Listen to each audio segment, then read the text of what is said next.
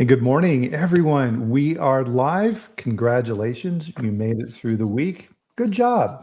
And why am I saying good job? Because in the food industry, people who deal with food safety, food quality, all of these things that make sure that our food is safe and wholesome and awesome need to get done. And a lot of times nobody notices, but I notice and Dr. Marshall notices.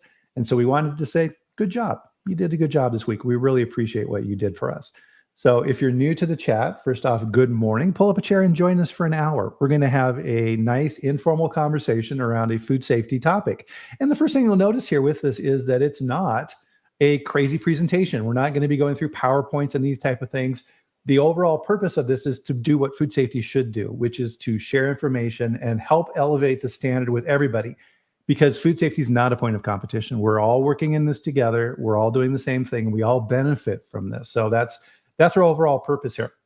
And one of the things that we love to do on the chat is let us know where in the world you're at. I am in Loveland, Colorado, which is kind of in the northern part of the state, north of Denver. Beautiful area of the country. And Dr. Marshall, where are you at today? It's hard to tell with Doug because he travels all over the place. Well, thanks, Brian. I happen to be 30 miles away from you in my house in beautiful Fort Collins, Colorado. Nice. So, yeah. Although we are neighbors, I can't throw a stone and break out one of Brian's windows.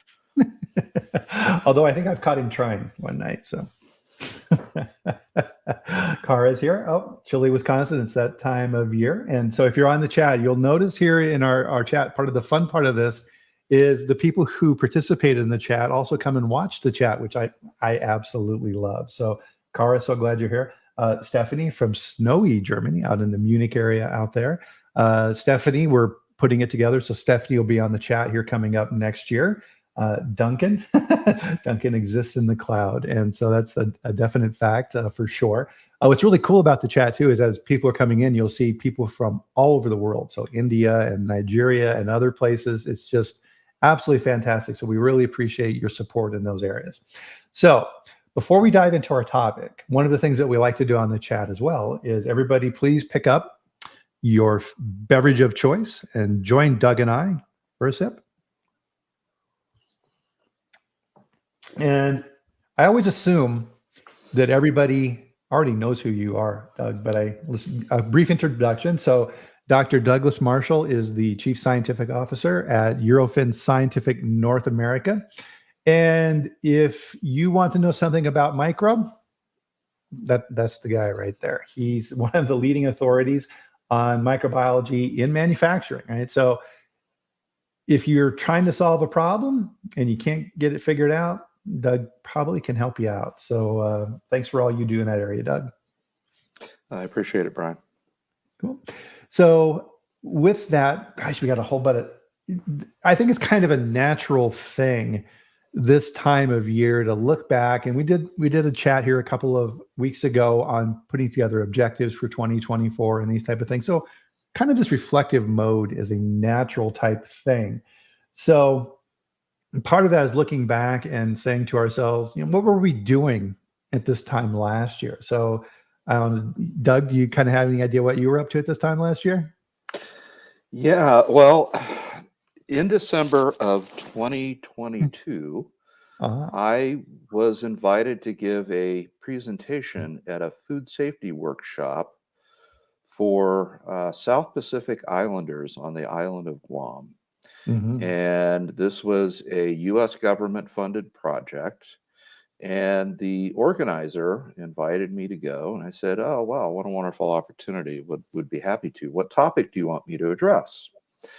And the organizer said, well, you're an international company. You do all this high-tech stuff. Why don't you just talk about anything you want to talk about? And I said, oh, well, this is the greatest invite ever because I can bullshit for hours on end if you want me to. So I was thinking, so they're going to be hit this was a 4-day workshop. They're going to be hit with FSMA, with HACCP, with, risk assessments, all that kind of stuff. Why don't I give them kind of a future look about how we are managing food safety today and how we will be doing it tomorrow. So I prepared this talk on the use of molecular methods for pathogen ID, for pathogen detection, for strain differentiation. And I also used the example of where I spun up the third test for COVID in the marketplace in the middle of COVID, trying to save the world from this dreaded infectious pandemic virus. So that was the talk that I put together, and I didn't know much about the audience. So I get to the presentation venue, which was at the University of Guam, and the room was full of extension agents from all U.S. South Pacific territories. And so these extension agents, they're funded by your tax dollars to help out the citizens of these, Pacific Island atolls that are U.S. territories. And their job was to be the expert on food for their respective islands. And so I gave my presentation, and it was just the most irrelevant presentation I could have ever imagined for that audience. It was way up here, and most of these people, if you think about their existence, it's a poverty existence. So these islands, you can't grow food because you're on a coral atoll that's just basically sand, so it's highly depleted in nitrogen, for example. So you have whatever fresh food you can get. You might have a small garden plot. You probably have an abundance of seafood, so that's good. But you are solely dependent on that boat that comes once a month with the shelf-stable, prepared packaged foods. Now, these boats will also carry fresh produce, but it takes them at least a couple of weeks to transit the ocean to get to that island. So that produce is usually highly deteriorated when it's presented to the population. So even fresh produce is difficult to come by. And I was talking to these county extension agents, and I said, what's life like on your island? Teach me. So here I am, a privileged old white guy living in the States who spends his day dreaming about the use of technology to help solve food safety issues. And on an island, you may or you may not have electricity. If you have a refrigerator, you probably only run it for 6 hours a day because you can't afford to pay the electric bill. You have water, some of which it may be running water, some of it may be just whatever's brought in. Because again, if you have well water, the island has to be big enough to be able to not have saltwater intrusion into that freshwater aquifer. Yeah. So just getting people to wash their hands, getting people to practice the 2 hour or 4 hour rule when you prepare food for consumption, not to leave it unrefrigerated, or in this case, unconsumed. Your animal protein beyond fish, you might be lucky to have some family that has a few pigs. And so when you have a big family gathering, you might slaughter a pig, and everybody, brings a potluck dish. Think of this, you're under the palm trees. I mean, it sounds like an idyllic situation, but the opportunities for temperature abuse are extreme. Yeah. So anyway, that's what I was doing in December of 2022. So giving my usual high tech, this is how we solve the world's problems, to an audience that it was irrelevant for. Yeah, I can just see somebody in the audience going, "What? How do I keep flies off of my food, Dr. Marshall?" Yeah. Have you seen some of those videos on YouTube of street vendors in India, right? And they're scooping up there, and they're somebody's trying to do this, but it's just obviously a losing battle. Yeah. And so the course of this year, hearing conversations about how dysfunctional FDA is, how we continue to have recalls and outbreaks, and you park that into your everyday concept of what life is like, and then you compare that to what I was looking at on the island of Guam with this audience. So couldn't be further apart. Yeah. Well, and I think too, it's a good lesson for us here to remember as well, because a lot of times when companies get 483s or warning letters or things of this nature, Doug, it's almost every single time the basics are cited in those as well, right? So investigator observed multiple employees not washing their hands properly, using gloves to pick product up off the floor, et cetera, et cetera. So a lot of times the assumption that the basics are being taken care of is not there. Yeah, speaking of standards too, as well, so for a long time, with SQFs, I was on the technical advisory council, and we would get this question quite a bit: is why in the world does it say in your standard that paint, if equipment is painted, it needs to be of a particular type of paint, right? We can't do that in the U.S. Well, no, you can't. Now, to your example, imagine some piece of equipment out in the middle of nowhere in a room that's not even, doesn't even have four walls, and they're painting it just to keep the rust off of it, right? Because it's not even metal that's non-corrosive. What, they're going to have stainless steel? No, right? They're trying to put this together the best they can. Mm-hmm. Yeah, and while I was there, I got a chance to visit the island of Guam and hang out at the university there. And some of the technological innovations that were being explored were really examples of human ingenuity. So just to build a raised bed garden that you can actually have soil supplements and have protection from excess sun and rain. Just the miracle of engineering PVC pipe and a tarp to be able to get food grown for a remote island was really interesting to see. Yeah, we tend to think in the U.S. as tropical islands as these lush paradises, but in a lot of ways, in reality, they're little oases in the middle of a gigantic desert from the standpoint of being able to properly produce things. Yeah, just the poverty level is extreme, and people here in the States, we just don't have that exposure to that Right. part of the world. And And people so, forget that these are U.S. territories, so we are responsible for their well-being. yeah, That's part of the absolutely. deal. And yeah, that's a good segue then into our conversation here for today, right? Which, as you're kind of listing off these type of things, right? It's like, okay, food that's sitting out all day, right? So you can picture the family gathering with the barbecue pig in the pit and all these type of things, and then all the side dishes that are sitting out, and pathogens growing all day long in this high heat and humidity, just waiting to infect somebody. That's not a pleasant scenario, that's for sure. Um, and so with that as well, it's, we really can't throw stones either, because a lot of it, and this kind of gets to our topic here for today, is we keep kind of seeing the same things over and over again, and these things keep coming back. And so we pulled out some particular issues when we were prepping for our call here today to talk about. And so some of the current issues that are definitely catching my attention, and if you're on Twitter, Frank Giannis is quite active on Twitter now, which is good, and he's been commenting on some of these topics quite a bit as well. And the first one that caught my eye is a repeat. And so, of course, here in Colorado, we're very sensitive to this with Jensen Farms, is cantaloupe. Oh, all right, we've got more issues with cantaloupe. Yeah, so I feel sorry if you're in the business of growing or processing cantaloupe, because um, we continue to have salmonellosis and listeriosis outbreaks associated with that particular product.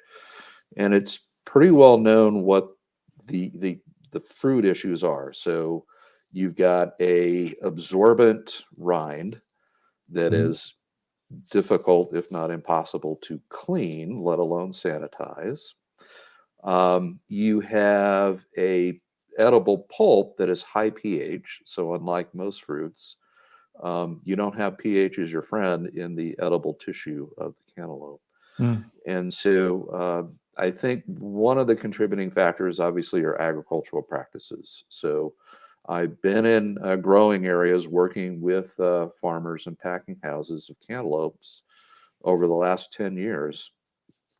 And kind of the recurring themes that I see are there is an interest in growing organic. And so I Mhm. literally have seen 30-foot piles of turkey litter sitting on a vacant lot that is used to amend the soil. prior to a growing season. So you can tell me what kind of pathogens are in turkey litter. It's not properly ensiled, meaning it has not been fermented to get up at a pasteurization temperature or at a inhibitory pH. So it's just broadcast on the field and the seeds are planted. And so you get constant pathogen inoculation in those growing environments. Most of these, well, in fact, all the fields are flat. So anytime you have excessive rain and you have flood events, I've been in examples where there was a Wagyu beef ranch uphill from a cantaloupe plot. And when it rains, all of that cattle refuse flows right directly onto the cantaloupe crop. Some of these areas have very shallow aquifers. And so when you drill an irrigation well, I was at a facility where the aquifer level was about 4 feet under the ground. And the wellhead was uncapped. And so again, if you get a flood event, where's that water going? It's going right into the aquifer, or you run off on the field, goes right into the aquifer. And so the pathogen load in some of these fields was just, I mean, you could pull samples and you would be lucky not to find salmonella, for example. Yeah. All right. So you've got good agricultural practice problems. And then when the melons are harvested, you're probably better off just dry packing the melons rather than bring them back to a packing shed where you go through a wash cycle. So the Jensen brothers scenario was they decided they wanted to wash their melons, thinking that that was a good food safety intervention, and it actually exacerbated the problem. Because you're rough handling the melons, some are going to break, they're going to release all their high nutrient juices, you're going to contaminate the outside of the rinds, you may or may not be using an antimicrobial in your wash water, you're probably doing it in an open packing shed. I was in a facility where the drip line of the packing shed was dripping right onto the conveyor belts and right into the wash tub. And there were birds everywhere. So every time it rained, all of that salmonella load was going right into the processing system. Then you wet pack the melons. So now you've got a great environment for Listeria to grow. So you cool them down, they're wet, they've got cantaloupe juice all over the outside, can multiply and grow. And then, Bryan, as you said, I travel a lot. And so every Hampton Inn, every hotel breakfast buffet, they usually have one fruit that's chopped up, ready to go, and that's cantaloupe. How long it's sat on that buffet, who knows? If I go to the grocery store and I want to buy fresh cut, ready to eat fruit, usually I buy a plastic. You can find a plastic cup full of cantaloupe.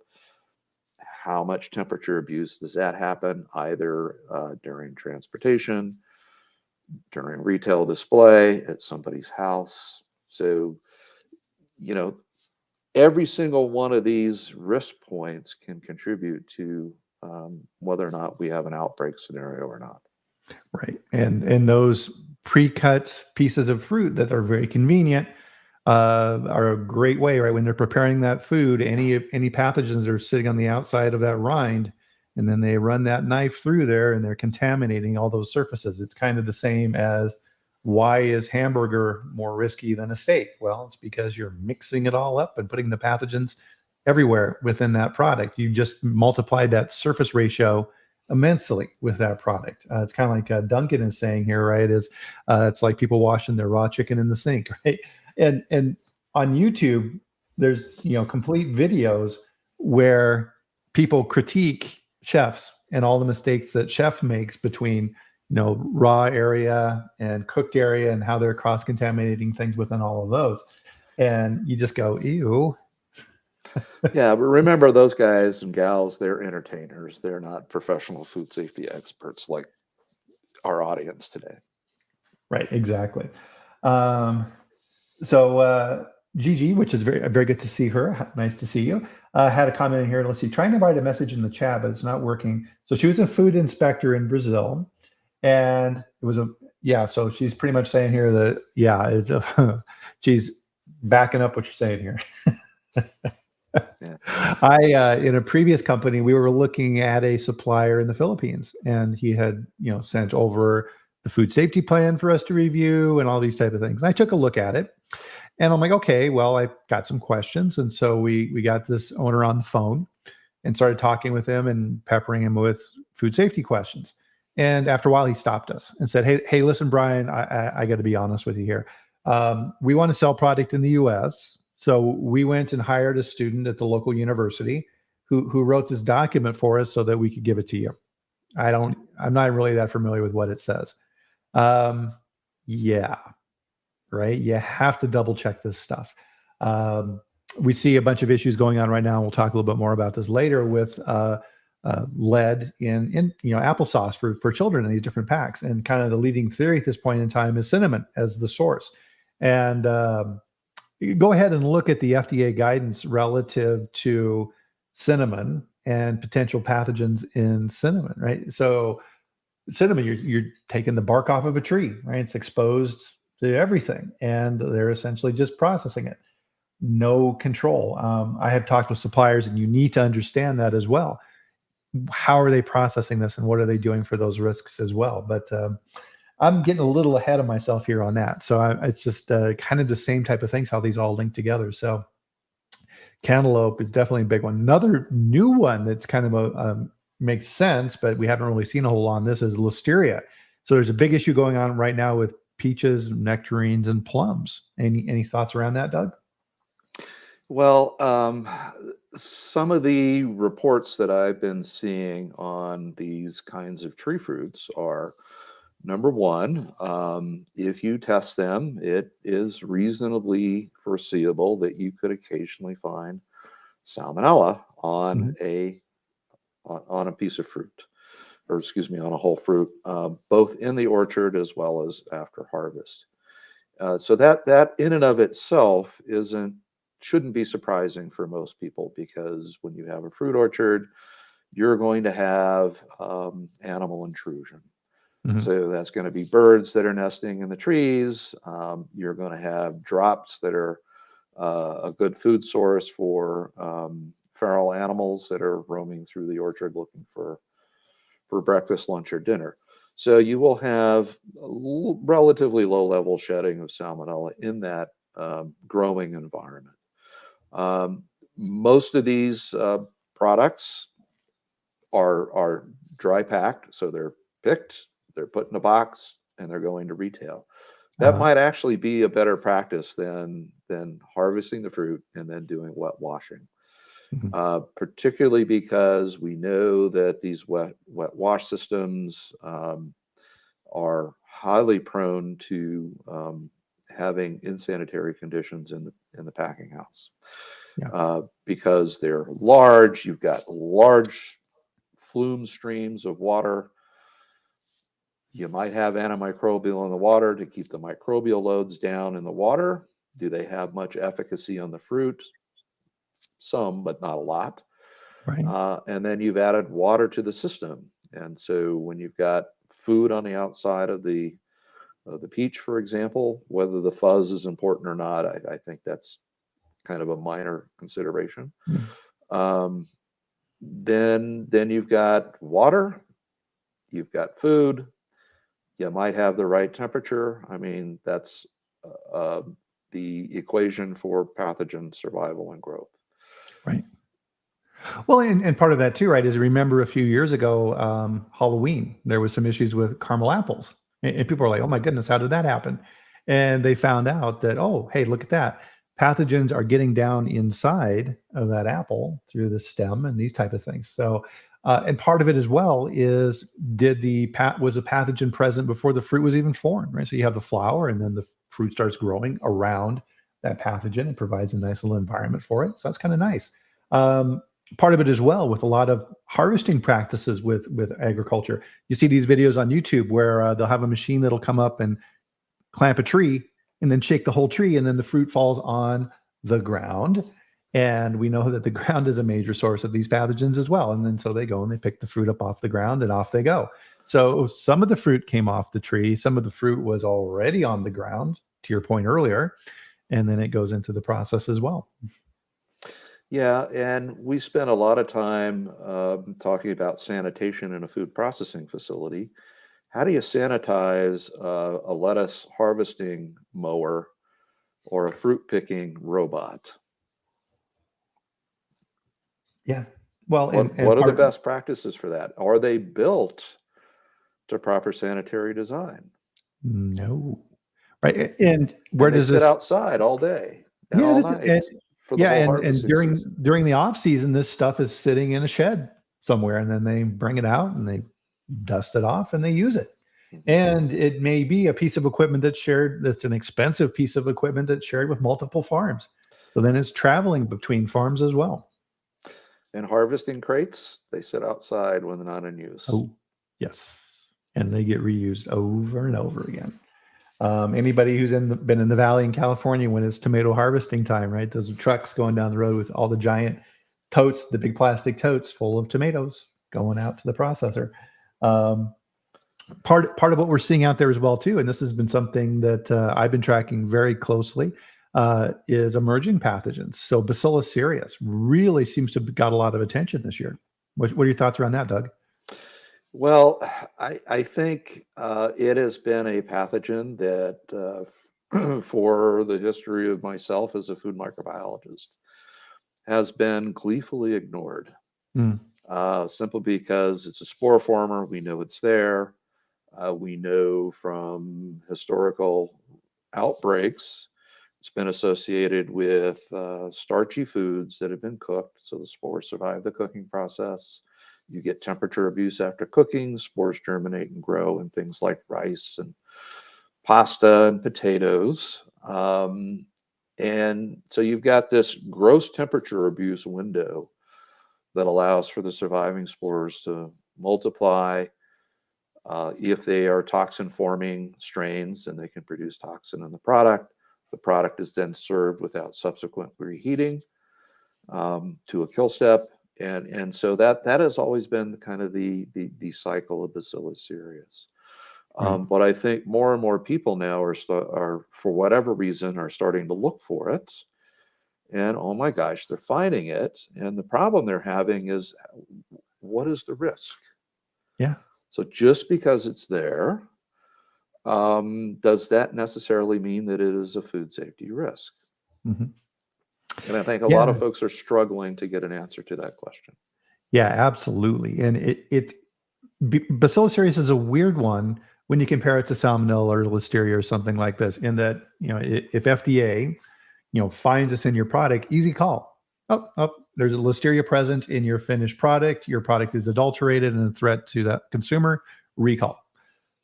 Not true with Bacillus cereus, right? You can have the bacteria present, you can have the spores present, and it's still not a food safety risk. To your point, it can become a risk. We all remember the stories of the church picnic where they make the potato salad and it sits out for too long and toxin gets produced. And that's kind of the wrinkle in the whole thing with Bacillus cereus, is it's the toxin, right? It's like coagulase positive staph. It's the toxin that's produced. And some of the toxins that Bacillus cereus produces are heat stable. And this is what I think is getting a lot of people. And you have entire new categories of products that are popping up. And we've seen this in plant-based products, beverages, where they've had recalls associated with Bacillus cereus for this reason. So you'll have a pre-processing process where you are making some base or doing different things with these plant-based products, which have natural spores that are present in these. They say, oh, cool, right? And they start growing. They get to high enough numbers, they may produce a toxin. You then go through pasteurization. The cells are killed. The spores survive, maybe. And if you have heat toxin, it's heading right on through that process, and that could make people sick. And so you need to understand that as you're building out. And I think within this particular space, and you're seeing, I saw on LinkedIn, Doug, there was a paper that was published in Europe and on Bacillus cereus and these type of activities in plant-based products. And what you're seeing with, pea and oat and fava and lentils, or all of it. They're pretty much trying with anything that they can for these plant-based products. And there's definitely risks in there that weren't necessarily anticipated when the products were being first manufactured. Mhm. Yeah, and the other thing, just from a microbiologist perspective, the challenge that the laboratories are going to have is differentiating Bacillus cereus from other very closely genetically related bacilli. Yeah. And the classic one we've struggled with for many, many years is Bacillus thuringiensis, Mm. which is a natural biopesticide that is applied in many farming applications Oh. as an insecticide. And so you could be dosing a crop with Bt toxin, um, and if you still have live viable Bacillus thuringiensis, it might show up as a positive test for Bacillus cereus. Interesting. I know that there's been quite a bit of work done in that area with some chromogenic media in Europe that's just now coming over, which helps to then split those apart. But if you're working with a laboratory who doesn't know that, then you could be getting some false positives. So it's always very important when you're setting up these type of microbiological tests, especially when you're starting to push the envelope in these areas, that you're working with a partner like Eurofins that understands these type of things and can help guide you to get the proper test. Super important because microbiology, as we all know in food manufacturing, is very different than a lot of different things that operations is used to, right? So they're looking for numbers that are consistent. And if you look at the chemistry side of things, pH and total solids and these type of things in products, pretty consistent. Micro, not the case. It's spotty. It may be in some areas, it may shed, there may be a biofilm. The bacteria may choose not to grow during your test. And as we all know, with spore testing, that initial heat shock process of how you're actually preparing your sample, critical, right, to getting those right results. So you can have the exact same sample, prepare it different ways, and get completely different results. So you have to be really careful with that. Yep, understood. So, I mean, so it's Bacillus cereus, so we've seen some big recalls. So China has been seeing tons of issues with Bacillus cereus.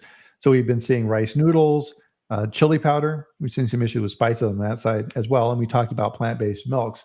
So definitely, if you have a potential risk in that area, go back and look at your food safety plan and say, hey, did we actually look at BC in our products?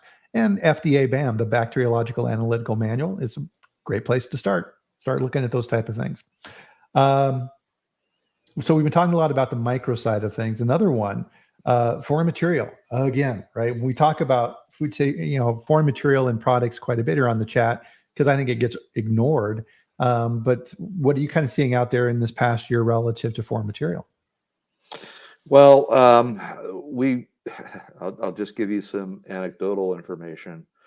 We saw quite an uptick in foreign material related to glove use when COVID first started, and so we had a lot of work to try and identify that plastic material that was showing up in the products, and so we just had a proliferation of people now starting to use gloves associated with COVID. So, and if you remember, when you go to the Target or the Walmart parking lot, what was littered on the floor of the parking lot? Yeah, You had masks. And so we've had a similar thing with masks. But foreign material, from a food safety perspective, it's usually not a significant contributor to public health. You could have a one-off or a two-off. Certainly, you're going to get customer complaints when they can find a visual foreign object. But one thing we have seen an uptick on is economic fraud. Yes. So remember, the other thing that COVID gave us was supply chain issues. And so there was a lot of economic adulteration in the ingredient marketplace, particularly for high value ingredients where you had a limited supply. Right. And Most people didn't care during the COVID era because they were just so desperate to get these ingredients so they could continue manufacturing whatever it was they were manufacturing. But now we're starting to see some of these legacy issues with that practice. And so people now are starting to look. And sometimes the motivation for looking is because you've got an ingredient that you're using for its functional properties and it's failing in that use. And the question is why? Yeah. And so usually it's because the product has been adulterated with something else that diminishes the performance of that ingredient. And just some of the examples that we've seen here very recently would be things where um, uh, usually we're talking about powdered ingredients, things that just visually you look and you go, oh, it's a white powder. Okay, Mhm. it must be okay. Well, what can you substitute with? I mean, use your imagination, and it's not hard to find things you can substitute. You Yeah. use it in your product, and let's say it's an acidulant, and you're using it to achieve a desired pH because that is your preventive control. And if it's been diluted with something else that's not an acid, now when you're using it using your formula recipe and then you go verify pH and the pH is too high, the question is, what went wrong? Was it a math error in the formulation? Was it a weighing error at the batch prep step? Or was it an ingredient issue that you inherited from a supply chain? Yeah. So that's just an example where economic fraud could lead to an out of control food safety situation. Right. So, quite frankly, most of us who live in the developed world, we tend to trust our suppliers. And if I'm a nefarious supplier, boy, I sure would like to have that as my field of opportunity where people don't think about it, they're not looking, and they don't care. Right. So as a fraudster, that is the best possible scenario under which you can work. So if you're a Hmm. food manufacturer and that is your posture, why wouldn't I want to dilute my product 5%, 10%, 20%? How much can I get away with before I get caught? Right.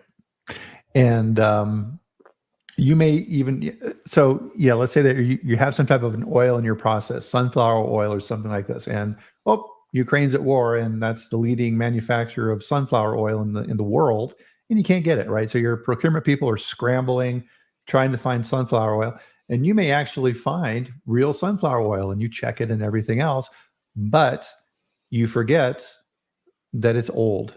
So the oil is now rancid and it's got a high content of these off radical flavors and things like that. And you think you're getting good products. And now, again, you've still got a problem. So you have to be very, very careful. Part of this, and we've talked about this on the food fraud side of things on the chat as well, is hey, I want to buy from you. You're a new supplier. Send me a sample of your product, right? There's no guarantee that that sample you're getting in the mail is the same stuff that's going to show up at your plant. They may have a nice, pretty bag of material sitting in their office that they use for samples, and the stuff that actually arrives in the 40-foot container at your plant, not even close to the same. Mhm. Yeah, the other thing that we're seeing, particularly this year, is food that's manufactured for a high risk consumer Mm, seems to be showing up in the press a lot here lately. And the high risk consumer in this case is infants and children. yeah. So we've had a bunch of 483s issued to the infant formula industries due to the presence of Chronobacter. Yeah. And this is not new information for a formula manufacturer. We have known about the risk of Chronobacter as an environmental contaminant. But we have had these outbreaks that have been associated with infant formula manufacturers. And so when FDA has scrutinized those manufacturing sites, they have discovered a lot of opportunities for improvements. And it's just really astonishing for me that was the current state of that industry. Yeah. How could they have been so lax in their food safety programs to now become under the radar screen. And the end result was we had a severe shortage of formula because all of these companies were recalling product and having to shut down facilities to remediate facilities. Yeah. So, how many years has this been brewing? This couldn't have just happened this year for some, act of God. This is something that's been brewing for a while, and the industry got either woefully ignorantly sleepy Hmm. or intentionally deciding that this was a problem they didn't need to focus on, Right. or somewhere in Well, between. and I think that's a really good point, Doug, because yeah, this just didn't pop up overnight. There have been high profile infant formula recalls in the recent past. There was a huge one in Europe with Lactalis a few years ago with infant formula. So the warning signs are there. So I think part of this, right, is as consumers and as manufacturers who are responsible for food safety, you need to look at these things and say, huh, all right, is there something that we're missing here and something that we need to be worried about that we weren't really thinking about before, right? Think back to our Bacillus cereus conversation a little bit ago. Part of what you need to be doing in food safety, and that's kind of our theme for our talk here today, is you're just not responsible for things that are happening now. You're responsible for things that could be happening in the future, right? And that's not an easy thing to do, right? You're trying to track variables and likelihood and keeping up on things. Frankly, that's hopefully why you're here today, is to help keep up on these type of things and talk with Doug and ask questions and see if there's things that you need to be worried about. The other side of this as well too, and I think the infant formula is a good thing on this as well, is tons of pressure right now on food manufacturing across the entire industry. We all have gone to the grocery store and look at our bill and go, oh, yikes, right?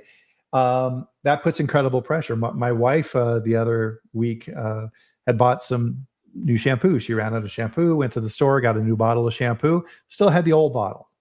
Compared it to the new bottle, right? You know where this is going. Hey, this thing's, hell, this is 200 mils smaller than the old one, right? And they try and make it look the same, right? They're trying to figure out ways to keep that price point consistent. And that tends to really cheese consumers off when they see that. So now in the plant, and if you're responsible for food safety, there's going to be a ton of pressure if you're not already feeling it relative to the operational budget for that plant. So is the plant manager looking at that budget and going, oh my goodness, right? Okay, maintenance guy, we need to make sure that we're stretching things out as long as we can. Sanitation guys, we need to make sure that we're using the absolute minimum amount of sanitary chemicals that we need to be using to make this run. Operations guys, we need to make sure that we're not overstaffing labor. I just need the bare minimum of people to keep this line going, trying to keep things going and keep that plant in the black. And those things add up, because one of the things that happens in food safety, and you see this, is the times that we are most dependent upon our food supply. So holidays, the Super Bowl, things of this nature, when our production really ramps up, that's when we have the highest risk. And that's when we need to be most vigilant because of those type of factors. So you need to be, if you're working in food safety, hyper vigilant during these type of situations to make sure that those type of activities are taking place in a way that we need to have them happen. Yeah, there's always this push and pull. So Yeah. you've got company shareholders asking company management, we need to increase our profit margins. Then you have operations, which includes your food quality and food safety personnel Mm-hmm. that need capital to make sure their products are safe. Yeah. And so, to get capital, you're eating into your profit margin. So it is a constant dance that companies, every individual company has exactly the same issues. And so what food safety people have to be able to do is to make arguments on capital improvements. And the way you do that, at least I counsel folks, is make your argument based on dollar signs, not Mm-hmm. based on an inspection report. But if we don't replace this piece of equipment, or if we don't upgrade our floor, or if we don't extend our sanitation time, this is what it's going to cost us in terms of increased risk for outbreaks or recalls. Right. And for outbreaks, it's kind of hard to put a dollar value on it. You could go in the literature and look at the numbers. Sometimes the numbers are frighteningly large, to the point where it could be an existential problem for the company. You can go out of business. Right. With recalls, it's a little bit easier. So here's our average production lot size. If we screw up, it's going to cost us this amount to recall that lot. Right. So you know, you need to be working with your CFO to get these numbers, and working with your production manager to think about, okay, you're trying to lean out your operations because that decreases your costs, increases your profit margins. But at some point, you get to a situation where you can't get any leaner and still make Mhm. safe products. Right.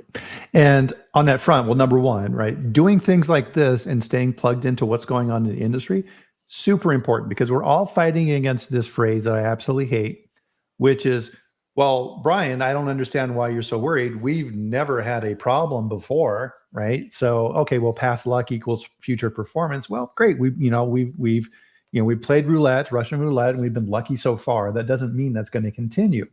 So going back to our example, like infant formula and things like this, you may be working at an infant formula company that hasn't had a recall, but it doesn't take a genius to go out there and look around and say, okay, well, CFO, we haven't had an issue yet, but this company has, and this company has, and this company has.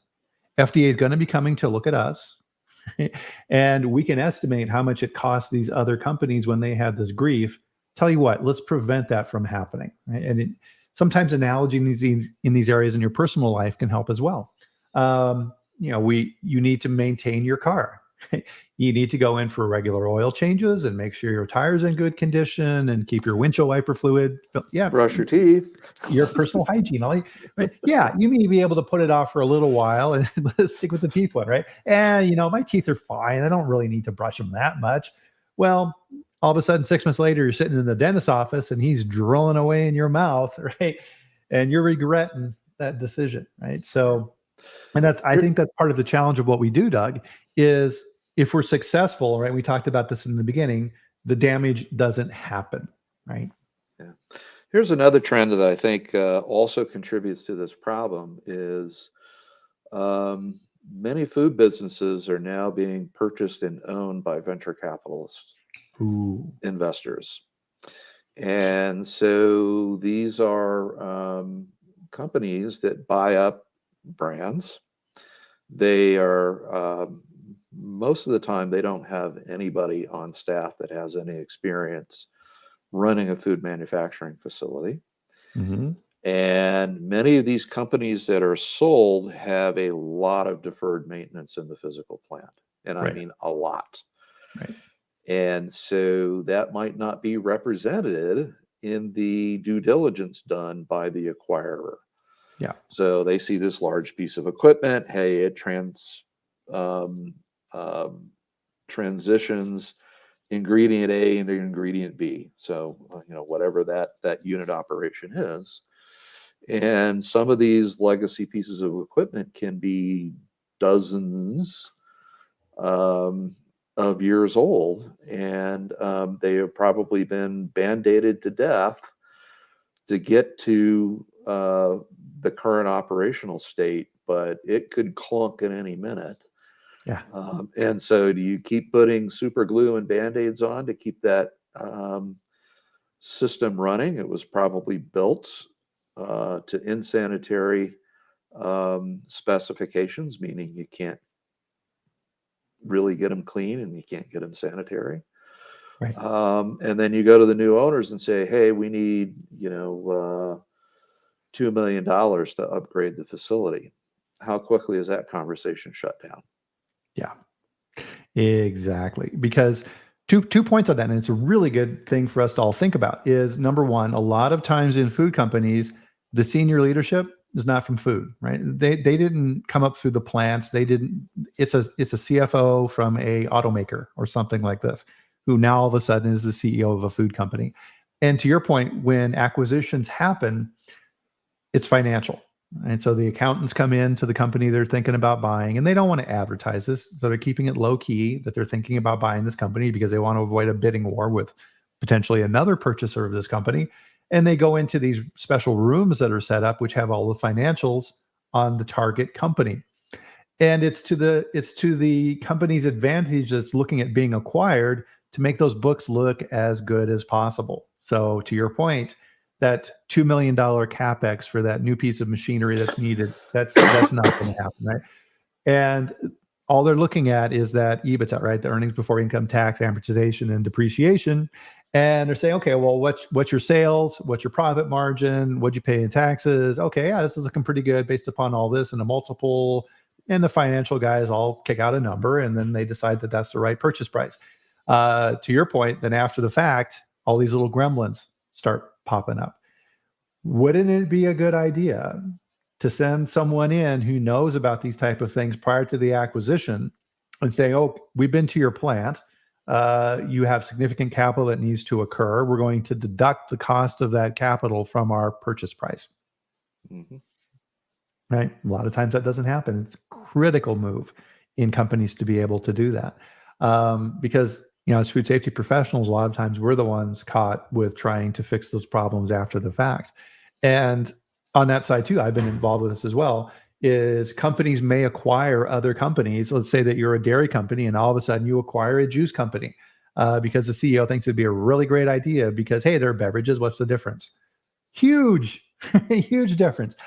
I may not be qualified as a dairy food safety professional to completely understand what's even needed for food safety in the juice industry. And I've got to catch up really fast to understand those activities.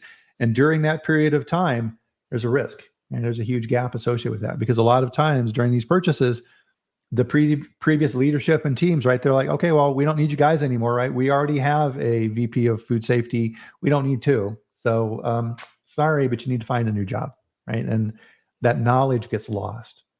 Mm-hmm. So trends, what in our last 5 minutes or so here, I mean, tons of things going around out here. So kind of a dealer's choice here, Doug, whole genome sequencing, all these other type of things out there that are happening. What's catching your attention out there?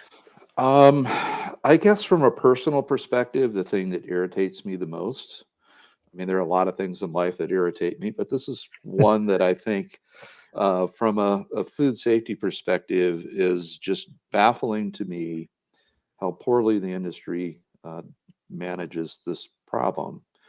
And that is improperly labeled products for allergens.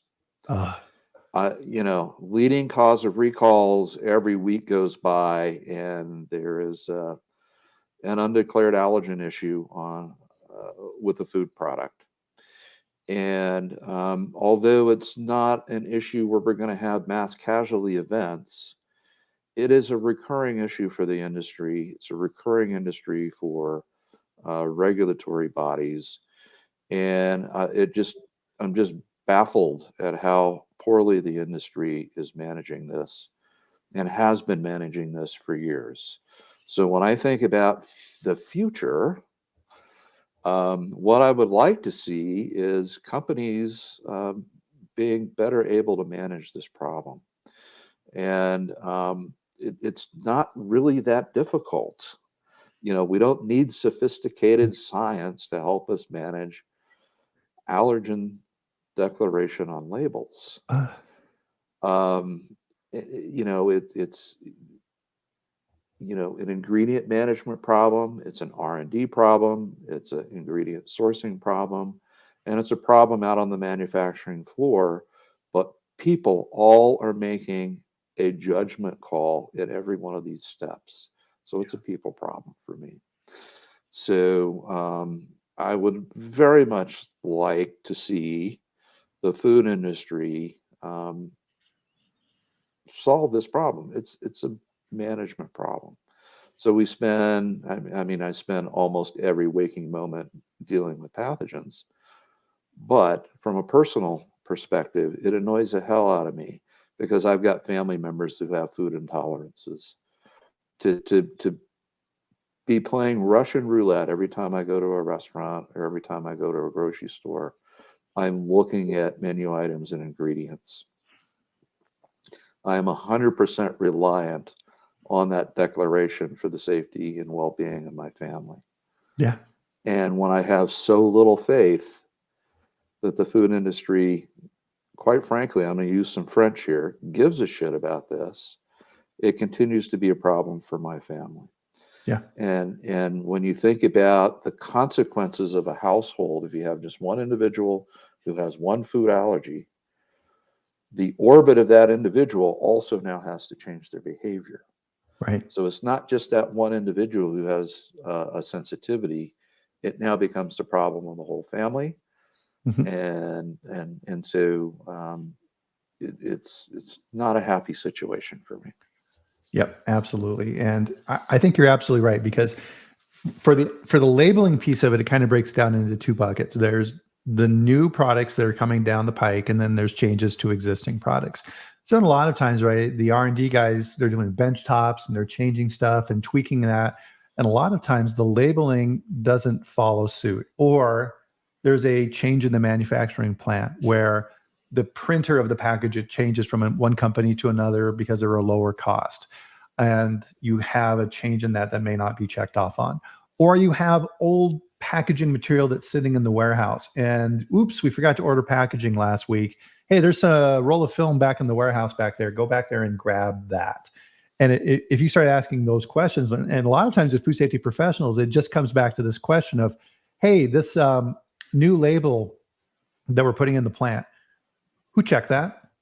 Right? And a lot of times you'll get this. Nope, nobody's checking it.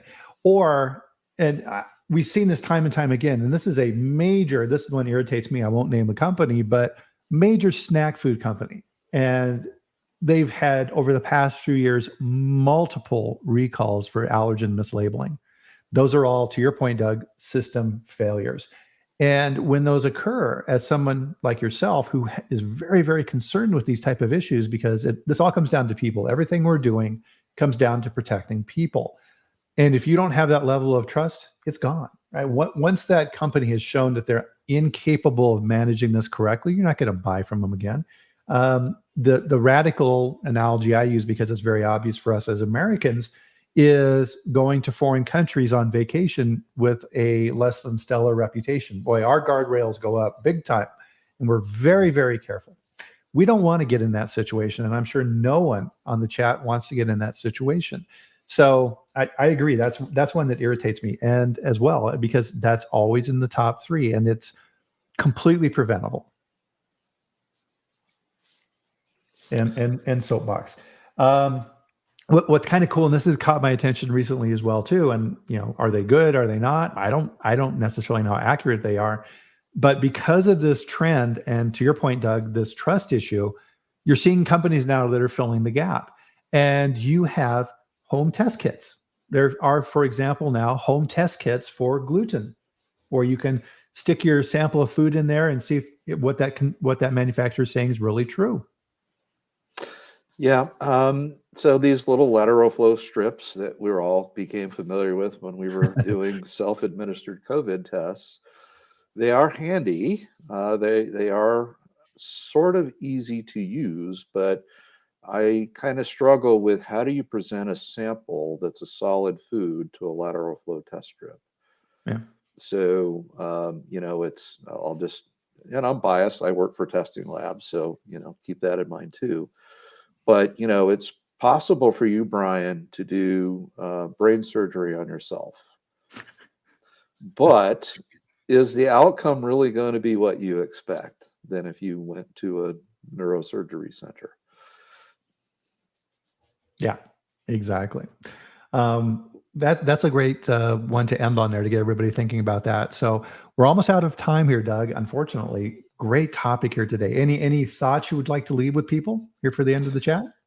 Well, all I can tell you is my year started out doing all kinds of out of control pathogen scenarios in food manufacturers. So the first 2/3 of the year, I was on the road basically every week doing troubleshooting. The last third of the year, for whatever reason, things have cleaned up. So I guess I will just use this as a positive observation, that maybe at least under our client base, All of the drama has been washed out for this year, and I hope that carries over to next year for everyone on the call as well. Yeah, absolutely. That's a fantastic resolution for 2024, right? Let's continue to protect the food supply for sure. So with that, I wanted to put in here a couple of links, guys. So Locals is the group where I share food safety information like we're talking about here today. And I'll send out emails, 2 or 3 times a week on things that catch my eye. And of course, the other one is the new food safety chat database, of which this conversation and supporting material with Doug and all of the other people, right? Over 150 chats now are available in that database for access at a time that may be more convenient for you or listening to you in your car, because an hour a week is a big investment of time. And we really appreciate you coming here and joining us for that. So with that, we'll bring our chat to a close here for this week. Always a fantastic conversation with Doug is with us. So thank you, sir. Always appreciate your patronage and your support here. And I know that everybody on the chat does as well. So everybody, we appreciate what you do as well too. So thank you for all that you do for food safety. So another one's in the books. We'll move on and we'll do the same thing next week. And we will join you here next week at the same time, Friday at 8 a.m. Mountain Time, 10 a.m. Eastern, for the next food safety chat, where we live stream on LinkedIn, YouTube, and Twitter. So enjoy your weekend. Have a great time. And we will see you back here next Friday. So Dr. Marshall, thank you very much, sir. And we'll see everybody next week. Have a good one. Bye-bye.